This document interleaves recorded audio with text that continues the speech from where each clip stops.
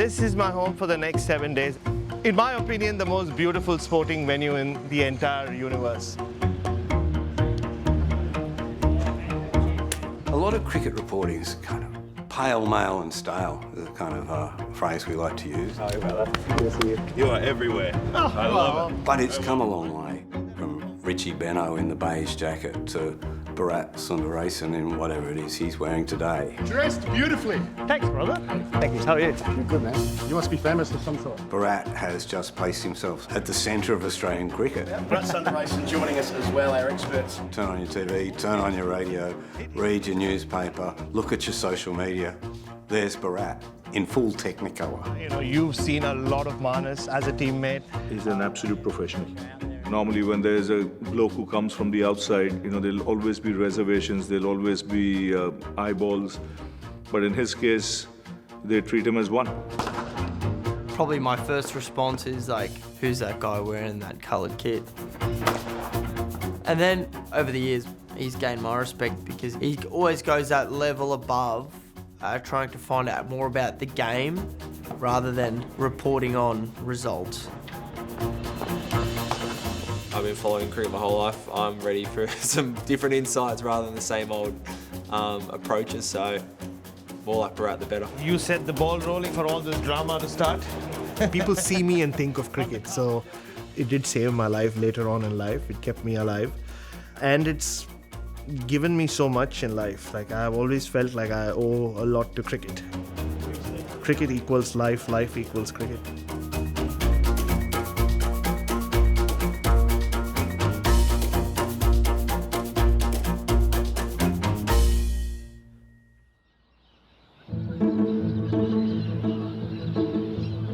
I've always had this fixation with color. Color and I guess long hair. But growing up in India, it was not easy to just wear what you wanted to, be what you wanted to be. My parents would always ask, why do you want to be different? And I would try and tell them, I'm not trying to be different. I'm just trying to be myself. I think this and that. Just the shorts and Yeah. the t-shirt? What do you think? Once I moved to Australia, I would just like put on whatever I wanted to, and more color, the better. It's a bit short, So not this? not that. When he got here, I think the big difference was he was celebrated for his difference.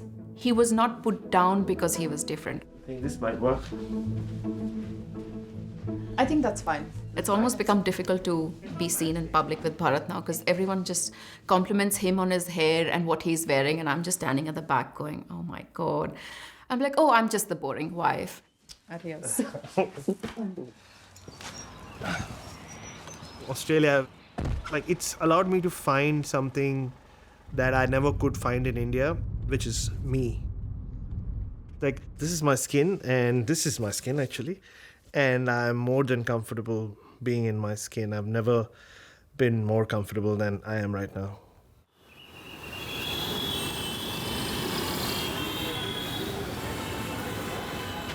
Wherever you live in India, unless maybe you're in that 10% elite class, life is hard. You need an escape. And the escape comes in the form mainly of Bollywood and cricket. Oh, and has he caught him? Yes, he's caught My him. first memory of life is watching a cricket match on TV. I was 5.5 years old, and I was hooked. Brilliant catch to get India a point. My brother instilled in me the way to watch cricket. He would always be like, watch the cricket, listen to the commentary, like, learn about the sport. So I learned that skill of observing the intricacies of the game very young. I can't believe that there are parts of Bombay where I feel like an alien. I can't identify with it at all. I was born and brought up in Mumbai. Subconsciously, I'll still call it Bombay. My mother, she's moved to a rental property which I have not visited, so it won't feel like home. One Indian thing that never leaves you is you never go empty-handed anywhere, even if it's your own mother's house. It was an arranged marriage, my parents. They lived in the same house, but the relationship seemed very transactional. displays of affection was not our household. Like my father didn't hug my mother, my father didn't hug me or my brother. So we were very confused children.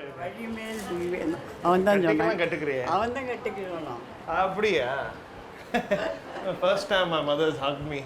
Anyway. Bharat, as a child, he was a naughty but a smart boy. I want them to study well, that's it. Did you use the swimming pool? Not yet. Yeah, no. I think I was a bright kid, but I was never focused on academics. I just wanted to be a performer. I wanted to be entertaining. Like, I just wanted to be loved, I guess. People say we are a unique family, but we are a functional family. We make it work, don't we? But we are a close-knit family. Don't lie too much. But, I mean, I will give my parents this much credit. Like, they realized from a young age that cricket meant so much to me that if there was a test match in Bombay, I was allowed to take 5 days off from school because they were like, it's cricket, this is your life, go. This is his brother Siddharth's birthday. He's watching on. Yeah, I'm not really appreciating it because he's turned 10, but the cake is not colourful, so I don't care. You know, from childhood, he always liked colourful things. Here, Bharat is eating. My brother was 6 years older.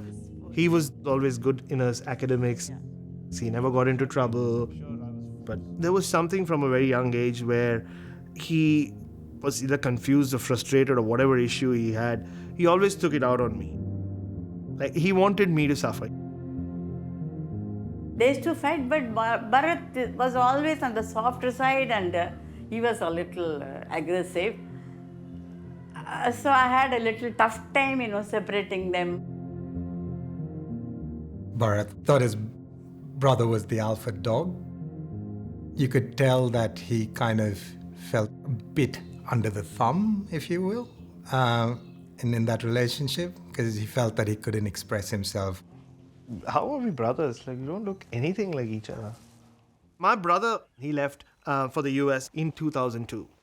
I honestly do not recognize myself. It's like I'm looking at a picture of someone else. That was my day of liberation. Literally that night I decided I'm going to do everything I want to, like, this is it. Like, this is my time to live now. The first thing I did, started growing my hair out. And like a lot of teenagers, I started drinking and having a smoke and just experimenting with things. This is where it was, where I was handed my first spliff, first joint. We'd started a little college heavy metal band. It's called Warhead, or Warhead, as we used to call ourselves back then. For me, meeting each other became an excuse to just smoke up or pop something and then have a good time. My parents were very unhappy with that I grew my hair because back then, if as a man you started growing your hair in middle class India, the first thing was something's wrong with this child. When my brother comes back the first time from the US after 2 years, the first thing my parents do is okay, it's Siddharth, it's your responsibility to make sure he cuts his hair before you go. Eventually, I just told him, all right, fine, let's go to the local salon and just let's get done with it. I'll never forget, I had hair like this, so they just held it like that and just went snip. It might sound silly to people, it's just hair, it'll grow back. But everything, the confidence that I'd built up in my life for those 2 years just went away. I was I have no control over my life. What's left for me? And that's when I think the whole addiction began. I remember how unsure and insecure I was about who I was and about where my life was headed, and I just was ready to do anything which would make me feel better. I had this craving to drink like crazy, like smoke pot or whatever drugs was introduced to me. I started overdoing it more than those around me. It was just a matter of time before something drastic was going to happen. The worst or best part is I never knew. We as parents were overly liberal. So we trusted our children, and I didn't know. One thing I learned about overdosing on drugs is it's not quantity or the amount of drugs you do. It's chemicals, right? Like you can just have like one chemical reaction that goes awry. That's what happened to me. I started losing control of like my hands, and I could literally see my heart like going from like beating normally to just going very slow. And all I remember thinking is, that's it, I'm gonna die a loser. But rather than like give up, something stirred something in me where I said, no, I can't die a loser. What am I saying? And I thought of cricket. I said, second innings, I want another chance. And I somehow got out of it. And I made a vow to myself, I'm never doing it again. So I just felt like those 21 years, okay, done, like lock it, put it aside. Now move on forward, but make sure that you really live every day.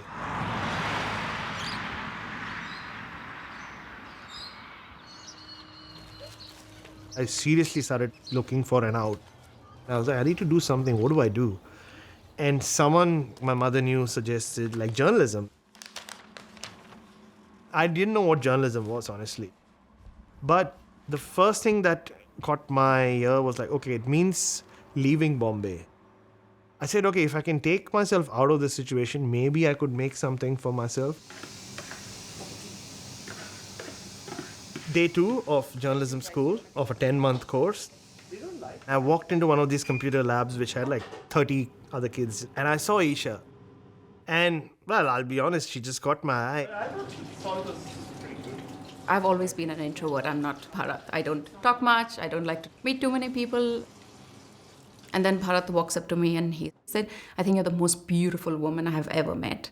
And at that point, there was just pin drop silence. And I was just like, oh, creep alert. And in my head, I'm going, oh my God, I've just established myself as that guy, the creepy guy. And I have 9 months and 28 days left to go. The whole family is eating on photo. And then as the year went by, we became really good friends.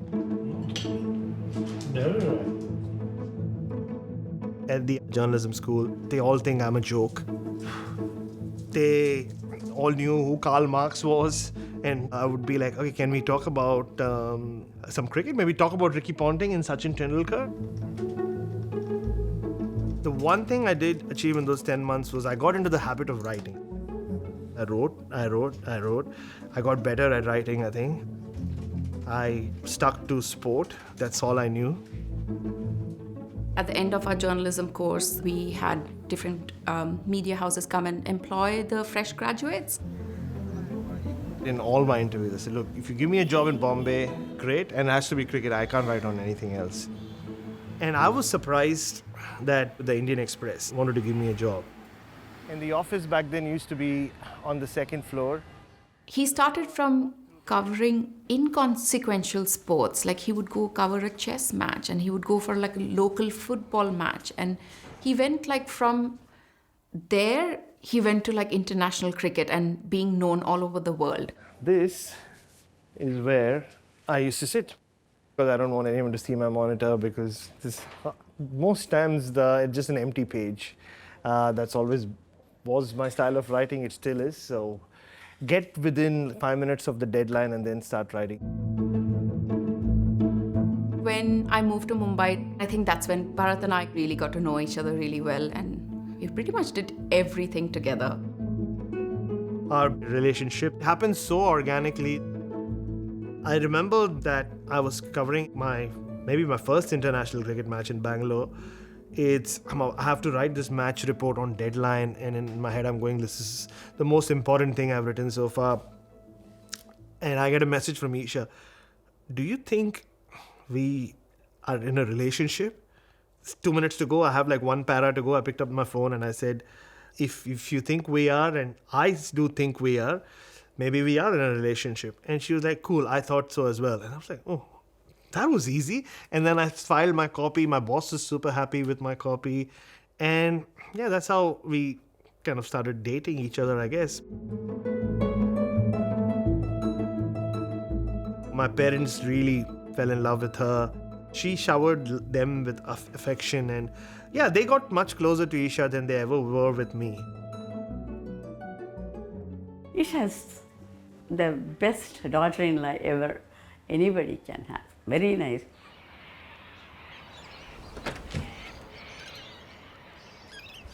In 2014, I came to Australia for the first time to cover cricket. I ended up in Adelaide for almost 2 weeks. And I don't know, something about the city caught me. This is also around the time where we started kind of flirting with the idea of maybe moving out of India because we just never fit in. Our culture is quite closed off in terms of who you are and who you're meant to be. Both Bharat and I, we never really fit in, and quite often that's why we always got the finger wag. You get the eggs, I'll get the melon. Isha wanted to go and study overseas, get a master's in special ed. They weren't laying eggs. Of course, we had to look at cricketing nations. Bharat always told me, Isha, Adelaide, that's our city. And I just went with it. I applied in a couple of different colleges. I got through in Flinders here. We don't come from money, yeah. So I told Isha, you go by yourself and study. I'll stay back. We mortgaged the home, got the loan, and Isha moved to Adelaide 2017. It was a humongous risk. I remember I'm walking out of the Adelaide airport and going, oh my God, what have I done? Because I'm thousands of miles away from home. I didn't know a single person in the city or in the country. And all I wanted was a hug. I just wanted someone to hug me and tell me that, Isha, you're going to be okay. After probably the first 6 or 7 months, I was still quite homesick. And I was looking for more places where I would meet more like-minded people. My first go-to is always art classes. I'm like, beautiful people come for art classes. So I went to the wheel throwing class and I met heaps of lovely people there. That's how I got back into my pottery. At that point, I was starting to feel a bit more settled. I felt like I belonged. And once all of that was sort of taken care of, I started exploring different things, just beyond surviving. Because for the first year and a half, I was just surviving. When she was about to get a teaching job, we thought the time was right for me to move. So I applied for a visa. And then I got a contract with CricBuzz as the Australian correspondent. CricBuzz is the #1 sporting website in the world in terms of numbers. They have 100 million plus downloads. When Bharat arrived, he couldn't have asked for more. I had a house organized for us, we had a car, I had a job. The best part is I have a parking pass today. It took me a day and a half after I moved here to be convinced that this is where I want to spend the rest of my life. This felt like home. Thank you, brother. I will. Thanks so much. Thank you. Oh, absolutely, you can. Thank you. Thank you so much. He just found himself so quick, and it was beautiful to watch that. I was sitting watching the birds. In 3 months' time, Bharat knew half of Adelaide, and half of Adelaide knew him. I'm going to get one of those hugs when you come to Adelaide. Yes, it's all about the message later, yeah. The way in which the Australian public have warmed to Bharat is amazing. 4, 5, 6. Yeah. So slot you in the middle. Yeah, cool. It's remarkable the variety of people, ranging from older men and women who have listened to him on the radio, maybe they read his column in The Australian, through to young people who listen to him on podcasts. But Manas is one of those guys, you can read a lot from how he goes in the net. He's got the trust of the Australian cricket team as well. He's watching coaches, he's watching support staff, he's watching techniques, rhythm, and he writes beautifully. Manas is generally the first one in and is also the last one to leave. But you'll also see Pat Cummins is walking out to have a bit of a bat as well. I dubbed him the net whisperer. He can stand there for hours and hours and hours. You pick up cues, you pick up clues as well about what's happening, what they're working on. It could be a technical thing, it could be a mindset thing. We've sort of built a really good relationship. I've got him to take heaps of footage for me from the back of the net. He's always there. So I've got him on speed dial to send me some footage from behind if I'm doing some technical work, working on my stance or stuff like that.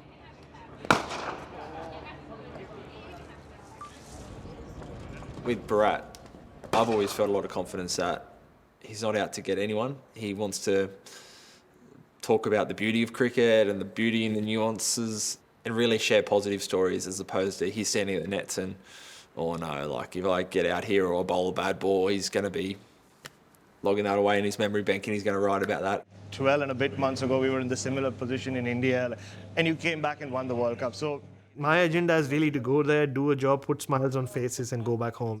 So that has never changed. The work that you've done over the last few years, has it put cricket itself into context? I remember in the early days, there was some confusion as to where he fitted in. He worked for CricBuzz, an Indian, primarily Indian website, and people were unclear as to, well, hang on, is he an Australian cricket journalist, or is he just a guy who happens to be covering the Australian scene? In February 2023, 2 days before the first test match in Nagpur, I'd gone to the radio box to set up the SEN commentary box. I saw the media buses leave, and then I saw a bunch of people come and water the pitch very selectively. In India, especially around test matches and wickets, it's very protected. Like, you feel like you're not getting any insight at all. Bharat, I think he took some photos of perhaps things that other people would prefer stayed behind closed doors. I did what every modern day journalist does, taking a picture and just like put it out on Twitter. I said, oh, interesting what they're doing to the pitch. Little did I know that the whole thing just blew up. It became this viral thing. The Nagpur pitch, the subject of much discussion and close inspection ahead of Bharat Sundaresan uncovered a rather startling practice at the site. It's something that is unofficially referred to as selective watering. If you accuse India of pitch doctoring, it's a big story. It gets all the Australian cricket fans upset that their players are being treated unfairly, but it goes down terribly badly in India. Your phone catches fire and melts down with the rage of 10 million Indian cricket fans. Traitor, it's crazy how you always seem to favour the Aussies on these 50 which are down to the interpretation. I'm getting blasted by all the Indian fans. And then when the test match starts, a couple of sections of the crowd were really giving me grief. One of them said, like, go back to where you came from. And I said, like, what do you mean? Like, you know, people have said that to me in Australia, and they've said, go back to where you came from. But if you in India are asking me to go back to where I came from, I'm stateless. I have nowhere to go.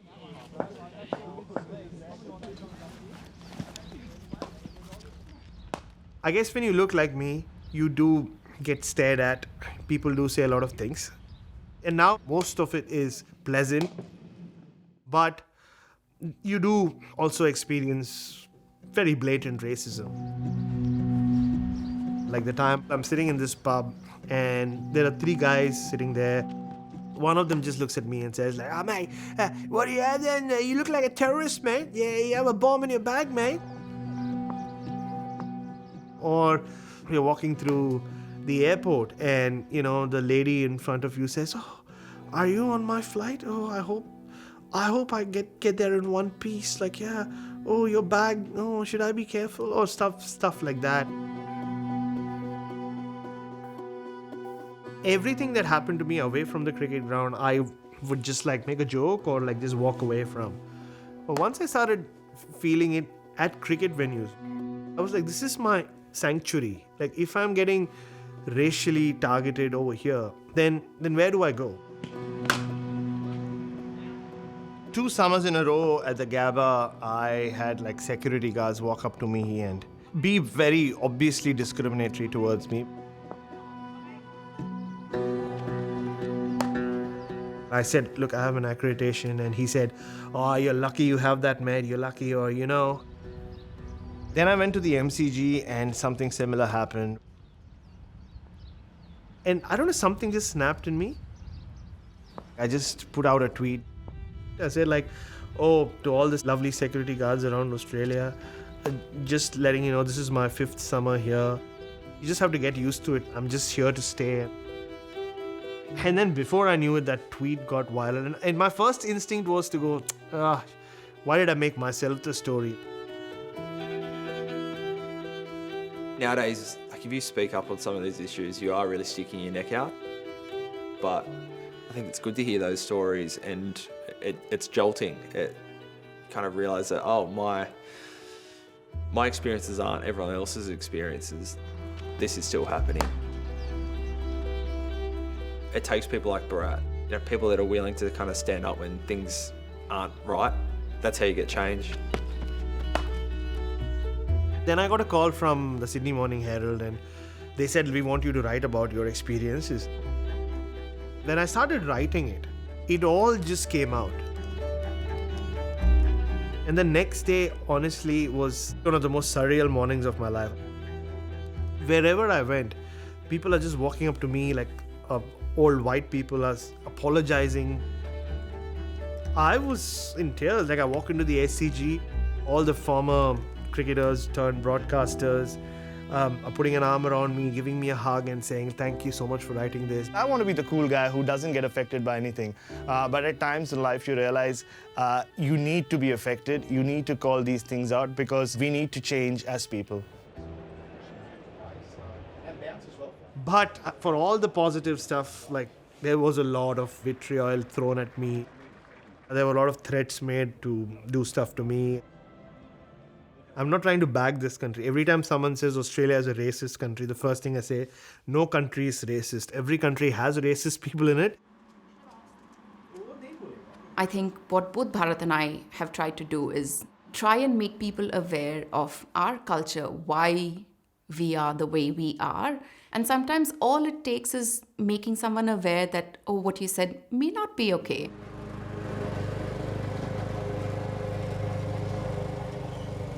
We're so fortunate to be living in the beautiful Adelaide Hills. When I'm not traveling, like I take care of the washing, the cleaning, the keeping the house in order. It's amazing to see a bit of like nature around you. And the community here is beautiful. We feel like we fit in. I think Bharat has built a great image for himself. Hello, how are you? And I knew he always wanted the long hair. But with the colours and all these patterns and all that, I think it suits him. Am I blow drying it straight? Yeah, I mean, just the first time I got a message on Instagram from some 14-year-old girl who wanted to know where I got my jumper from, I did message my mother and I said, if your son can become a fashion icon for teenage girls in this country, you have something to be proud of finally. I'm happy. Whatever he does and whatever he is, I'm happy about Bharat. He's a good human being. That's what I wanted him to be.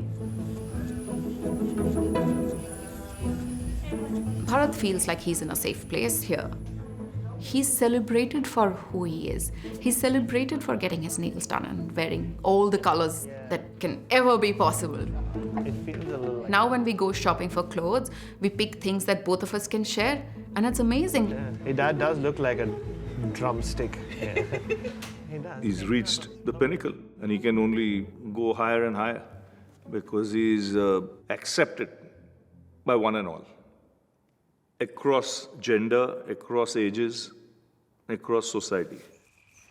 Why is he suddenly interested in the ball? He's not trying to be anyone different than Bharat. Ollie, that's not what the game's about. That's why people enjoy his company. That's why people enjoy his reporting, and that's why people enjoy Bharat the person.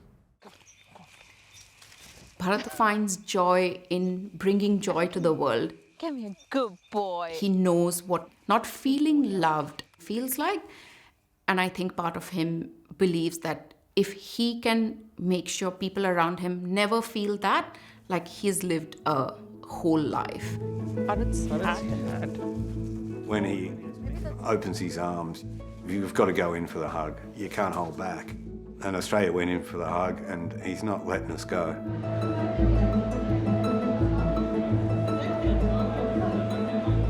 I'm holding a document in my hand which says, "Congratulations, I just passed the citizenship test." It's been a long ride. Obviously, I'll never forget my roots and where I come from. But all the sacrifices, all the gamble, everything is worth it now. You know, I belong here. This is my forever home, and I am Australian. The story is complete.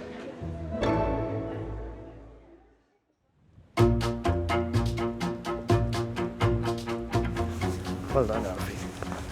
Hope you keep walking like this.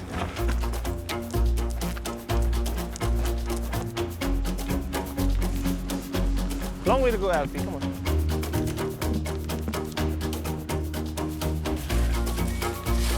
Be a little more natural, Alfie. Come on, Alfie, come. Yeah, all right, come on. Come on.